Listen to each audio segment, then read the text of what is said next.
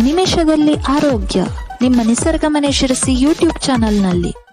ಎಲ್ಲರಿಗೂ ನಮಸ್ಕಾರ. ನಾನು ಡಾಕ್ಟರ್ ವೆಂಕಟೇಶ್ ಗಾಂವ್ಕರ್, ವೇದ ಆರೋಗ್ಯ ಕೇಂದ್ರ, ನಿಸರ್ಗ ಮನೆ ಶಿರಸಿ ಆಯುರ್ವೇದ ವೈದ್ಯ. ವೀಕ್ಷಕರೇ, ನಿಮಗೆಲ್ಲರಿಗೂ ನಿಮಿಷದಲ್ಲಿ ಆರೋಗ್ಯ ಕಾರ್ಯಕ್ರಮಕ್ಕೆ ಹೃತ್ಪೂರ್ವಕ ಸ್ವಾಗತ.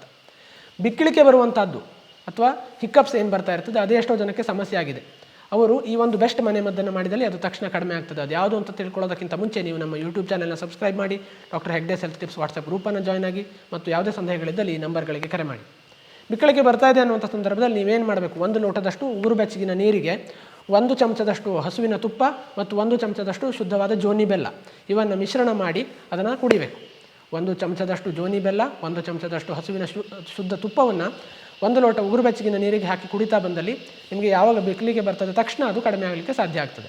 ಇದು ಹೇಗೆ ಅಂತ ಹೇಳಿದರೆ, ಆಯುರ್ವೇದದ ಪ್ರಕಾರ ಮೇಲ್ಮುಖವಾಗಿ ಬರ್ತಾ ಇರುವಂಥ ವಾತದಿಂದಾಗಿ ಬಿಕ್ಕಳಿಕೆ ಬರ್ತದೆ ಅಂತ. ಹಾಗಾಗಿ ಈ ಮಧುರ, ಉಷ್ಣ ಮತ್ತು ಸ್ನಿಗ್ಧ ಗುಣ ಈ ಬಿಕ್ಕಳಿಕೆಯನ್ನು ಕಡಿಮೆ ಮಾಡಲಿಕ್ಕೆ ಅಥವಾ ಉದಾವರ್ತ ಅಥವಾ ಮೇಲ್ಮುಖವಾಗಿ ಬರ್ತಾ ಇರುವಂಥ ವಾತವನ್ನು ಕಡಿಮೆ ಮಾಡಲಿಕ್ಕೆ ಸಹಕಾರಿಯಾಗಿರ್ತದೆ. ಈ ಸರಳ ಮತ್ತು ಪರಿಣಾಮಕಾರಿ ಮನೆ ಮದ್ದನ್ನು ನೀವು ಖಂಡಿತವಾಗಿ ಪ್ರಯತ್ನ ಮಾಡಿ, ಮತ್ತು ಈ ವಿಡಿಯೋವನ್ನು ಕೂಡ ನಿಮ್ಮ ಸ್ನೇಹಿತರೊಂದಿಗೆ ಶೇರ್ ಮಾಡ್ಕೊಳ್ಳಿ ಅಂತ ಕೇಳ್ಕೊಳ್ತಾ ಧನ್ಯವಾದಗಳು.